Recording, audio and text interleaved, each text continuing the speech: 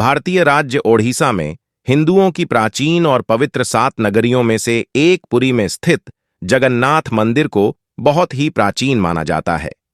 यहां पर प्रतिवर्ष आषाढ़ माह के शुक्ल पक्ष की दूज से 9 रथ यात्रा प्रारंभ होती है, जिसमें शामिल होने के लिए देश विदेश से लाखों भक्त आते हैं।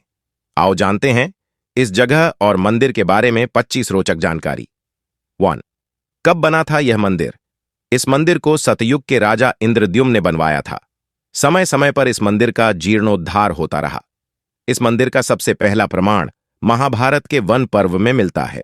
वर्तमान में जो मंदिर है वह 7वीं सदी में बनवाया था। हालांकि इस मंदिर का निर्माण ईसा पूर्व 2 में भी हुआ था।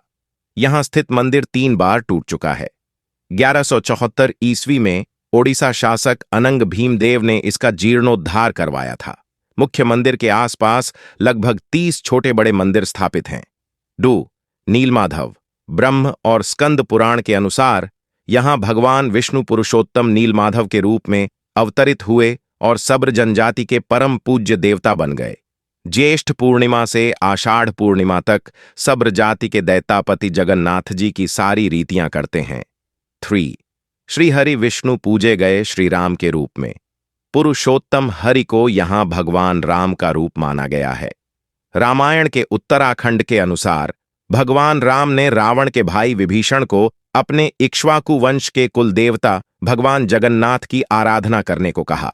आज भी पुरी के श्री मंदिर में विभीषण वंदापना की परंपरा कायम है। 4.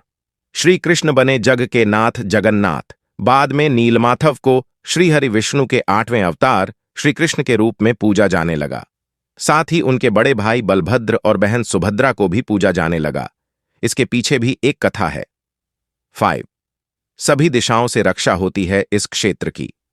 स्कंद पुराण के अनुसार पुरी एक दक्षिणवर्ती शंख की तरह है और यह 5 कोस यानी 16 किलोमीटर क्षेत्र में फैला है। माना जाता है कि इसका लगभग 2 कोस क्षेत्र बंगाल की खाड़ी में डूब चुका है। इसका उदर है समुद्र की सुनहरी रेत, जिसे महोदधि का पवित्र जल धोता रहता है। सिर वाला क्षेत्र पश्चिम दिशा में है, जिसकी रक्षा महादेव करते हैं। शंख के दूसरे घेरे में शिव का दूसरा रूप ब्रह्म कपाल मोचन विराजमान है। माना जाता है कि भगवान ब्रह्मा का एक सिर महादेव की हथेली से चिपक गया था और वह यहीं आकर गिरा था। तभी से यहां पर महादेव की ब्रह्म रूप में पूजा करते हैं। शंख के तीसरे वृत्त में मां विमला और नाभि स्थल में भगवान जगन्नाथ रथ सिंहासन पर विराजमान है। समुद्र की ओर से रामदूत हनुमान जी इस क्षेत्र की रक्षा करते हैं। 6. मंदिर में अधूरी मूर्तियां। यह एकमात्र ऐसा मंदिर है जहां पर श्री कृष्ण, बलराम और सुभद्रा की अधूरी मूर्तियां विराजमान हैं, और वह भी लकड़ी की। हर वर्ष मूर्तियां बदल दी जाती हैं। मूर्तियों के अधूरे बनने और लकड़ी के बनाने के पीछे एक लंबी कथा है जो राजा इंद्रद्युम्न और उनकी पत्नी गुंडीचा से जुड़ी हुई है। 7. हवा के विपरीत लहराता ध्वज। श्री जगन्नाथ मंदिर के ऊपर स्थापित लाल ध्वज सदैव हवा के विपरीत दिशा में लहराता है। ऐसा किस कारण होता है यह तो वैज्ञानिक ही बता सकते हैं, लेकिन यह निश्चित ही आश्चर्यजनक बात है। प्रतिदिन सायंकाल मंदिर के ऊपर स्थापित ध्वज को मानव द्वारा उल्टा चढ़कर बदला जाता है। ध्वज भी इतना भव्य है कि जब यह लहराता है तो इसे सब देखते ही रह जाते हैं। ध्वज पर शिव का चंद्र बना हुआ है। 1. गुंबद की छाया नहीं बनती। मंदिर के पास खड़े रहकर इसका गुंबद देख पाना असंभव है। मुख्य गुंबद की छाया दिन के किसी भी समय अदृश्य ही रहती है। 9. भारत का सबसे भव्य मंदिर। यह भारत का सबसे भव्य और ऊंचा मंदिर है। यह मंदिर 4 लाख वर्ग फुट में क्षेत्र में फैला है और इसकी ऊंचाई लगभग 214 फुट है। 10. चमत्कारिक सुदर्शन चक्र। पुरी में किसी भी स्थान से आप मंदिर के शीर्ष पर लगे सुदर्शन चक्र को देखेंगे तो वह आपको सदैव अपने सामने ही लगा दिखेगा। इसे नील चक्र भी कहते हैं। यह अष्टधातु से निर्मित है और अति पावन और पवित्र माना जाता है। 11. हवा की दिशा। सामान्य दिनों के समय हवा समुद्र से जमीन की तरफ आती है और शाम के दौरान इसके विपरीत, लेकिन पुरी में इसका उल्टा होता है। अधिकतर समुद्री तटों पर आमतौर पर हवा समुद्र से जमीन की ओर आती है, लेकिन यहां हवा जमीन से समुद्र की ओर जाती है। 12. गुंबद के ऊपर नहीं उड़ते पक्षी। मंदिर के ऊपर गुंबद के आसपास अब तक कोई पक्षी उड़ता हुआ नहीं देखा गया। इसके ऊपर से विमान नहीं उड़ाया जा सकता। मंदिर के शिखर के पास पक्षी उड़ते नजर नहीं आते, जबकि देखा गया है कि भारत के अधिकतर मंदिरों के गुंबदों पर पक्षी बैठ जाते हैं या आसपास उड़ते हुए नजर आते हैं। हालांकि कि यह भी कहा गया है कि जिस भी दिन ऐसी घटना घटेगी, समझना अशुभ समय प्रारंभ हो गया है। 13 दुनिया का सबसे बड़ा रसोई घर 500 रसोइये 300 सहयोगियों के साथ बनाते हैं भगवान जगन्नाथ जी का प्रसाद। लगभग 20 लाख भक्त कर सकते हैं यहां भोजन। मंदिर के अंदर पकाने के लिए भोजन की मात्रा पूरे वर्ष के लिए रहती है। प्रसाद की एक भी मात्रा कभी भी व्यर्थ नहीं जाती। कहा जाता है कि मंदिर में प्रतिदिन प्रसाद 20,000 लोगों के लिए ही बनाया जाता है, लेकिन त्योहार वाले दिन 50,000 लोगों के लिए बनाया जाता है। लेकिन कहा जाता है कि यदि किसी दिन लाखों लोग भी आ जाएं, तो भी वह प्रसाद ग्रहण करके ही जाते हैं। 14 अजीब तरीके से ही पकता है चावल। मंदिर की रसोई में प्रसाद पकाने के लिए 7 बर्तन एक दूसरे पर रखे जाते हैं और सब कुछ लकड़ी पर ही पकाया जाता है। इस प्रक्रिया में शीर्ष बर्तन में सामग्री पहले पकती है, फिर क्रमशः नीचे की तरफ एक के बाद एक पकती जाती है, अर्थात सबसे ऊपर रखे बर्तन का खाना पहले पक जाता है ना चमत्कार। 15 समुद्र की ध्वनि। मंदिर के सिंहद्वार में पहला कदम प्रवेश करने पर ही मंदिर के अंदर से आप सागर द्वारा निर्मित किसी भी ध्वनि को नहीं सुन सकते। आप मंदिर के बाहर से एक ही कदम को पार करें, तब आप इसे सुन सकते हैं। इसे शाम को स्पष्ट रूप से अनुभव किया जा सकता है। सुखसीन, बाहर की दुर्गंध भी नहीं आती भीतर। इसी तरह मंदिर के बाहर स्वर्ग द्वार है, जहां पर मोक्ष प्राप्ति के लिए शव जलाए जाते हैं। लेकिन जब आप मंदिर से बाहर निकलेंगे, तभी आपको लाशों के जलने की गंध महसूस होगी। 70 रूप बदलती मूर्ति। यहां श्री कृष्ण को जगन्नाथ कहते हैं। जगन्नाथ के साथ उनके भाई बलभद्र, बलराम और बहन सुभद्रा विराजमान हैं। तीनों की ये मूर्तियां काष्ठ की बनी हुई हैं। यहां प्रत्येक 12 साल में एक बार होता है प्रतिमा का नवकलेवर। मूर्तियां नई जरूर बनाई जाती हैं, लेकिन आकार और रूप वही रहता है। कहा जाता है कि उन मूर्तियों की पूजा नहीं होती, केवल दर्शनार्थ रखी गई हैं। 18 विश्व की सबसे बड़ी रथ यात्रा।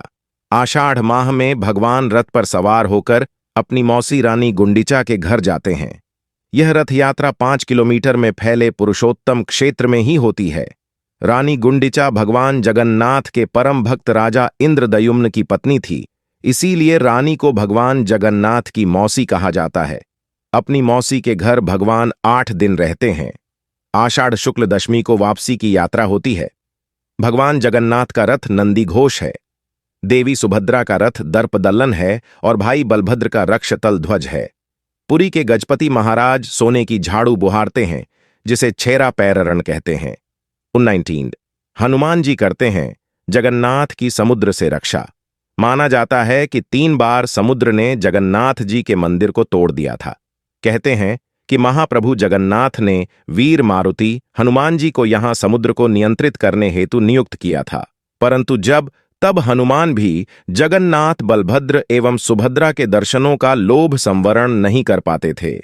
वे प्रभु के दर्शन के लिए नगर में प्रवेश कर जाते थे। ऐसे में समुद्र भी उनके पीछे नगर में प्रवेश कर जाता था। केसरी नंदन हनुमान जी की इस आदत से परेशान होकर जगन्नाथ महाप्रभु ने हनुमान जी को यहां स्वर्ण बेड़ी से आबद्ध कर दिया। यहां जगन्नाथपुरी में ही सागर तट पर बेदी हनुमान का प्राचीन एवं प्रसिद्ध मंदिर है। भक्त लोग बेड़ी में जकड़े हनुमान जी के दर्शन करने के लिए आते हैं। 20 हनुमान जी ने समुद्र की आवाज को भीतर जाने से रोक दिया। एक बार नारद जी ने हनुमान जी को बताया कि समुद्र की आवाज के कारण प्रभु मंदिर के भीतर सो नहीं पाते हैं। तब हनुमान जी ने क्रोधित होकर समुद्र को वहां से दूर हटने को कहा। इस पर समुद्र देवता ने प्रकट होकर कहा कि मेरी आवाज तो आपके पिता पवन देव के कारण ही चारों दिशाओं में जाती है, आप उनसे विनती करें। तब हनुमान जी पवन देव से इस आवाज को रोकने का कहते हैं। तब पवन देव कहते हैं कि पुत्र, यह संभव नहीं है, परंतु तुम्हें एक उपाय बताता हूं कि तुम्हें मंदिर के आसपास ध्वनि रहित वायुकोशीय वृत्त या विवर्तन बनाना होगा। हनुमान जी समझ गए। तब हनुमान जी ने अपनी शक्ति से खुद को 2 भागों में विभाजित किया और फिर वे वायु से भी तेज गति से मंदिर के आसपास चक्कर लगाने लगे। इससे वायु का ऐसा चक्र बना कि समुद्र की ध्वनि मंदिर के भीतर ना जाकर मंदिर के आसपास ही घूमती रहती है और मंदिर में श्री जगन्नाथ जी आराम से सोते रहते हैं। 81 पांडवों ने किए थे यहां पर दर्शन।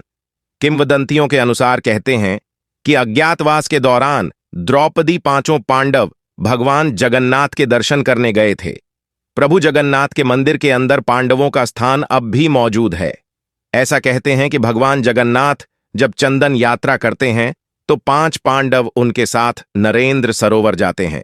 आज भी श्री मंदिर में 21 दिवसीय चंदन यात्रा का आयोजन होता है। ऐसे में श्री मंदिर से 1 किमी की दूरी पर मौजूद नरेंद्र सरोवर तक यात्रा निकलती है। 22 स्वर्णदान। महान सिख सम्राट महाराजा रणजीत सिंह ने इस मंदिर को प्रचुर मात्रा में स्वर्ण दान किया था, जो कि उनके द्वारा स्वर्ण मंदिर अमृतसर को दिए गए स्वर्ण से कहीं अधिक था। 23 ईसा मसीह भी यहां आए थे प्रभु के दर्शन करने। कुछ किताबों में और जनश्रुतियों से यह पता चलता है कि ईसा मसीह सिल्क रूट से होते हुए जब कश्मीर आए थे तब पुनः बेथलेहम जाते वक्त उन्होंने भगवान जगन्नाथ के दर्शन किए थे। आदि शंकराचार्य ने भी यहां की यात्रा की थी और यहां पर उन्होंने 4 मठों में से एक गोवर्धन मठ की स्थापना की थी। 24 गैर हिंदू का प्रवेश निषेध। इस मंदिर में गैर भारतीय धर्म के लोगों का प्रवेश प्रतिबंधित है। माना जाता है कि ये प्रतिबंध कई विदेशियों द्वारा मंदिर और निकटवर्ती क्षेत्रों में घुसपैठ और हमलों के कारण लगाए गए हैं। पूर्व में मंदिर को क्षति पहुंचाने के प्रयास किए जाते रहे हैं। 25 मंदिर के रहस्य। कहते हैं कि मंदिर के एक नहीं हजारों रहस्य है। यहां कई रहस्यमयी किताबें, ग्रंथों के साथ ही खजाने भी रखे हुए होने की बात कही जाती है।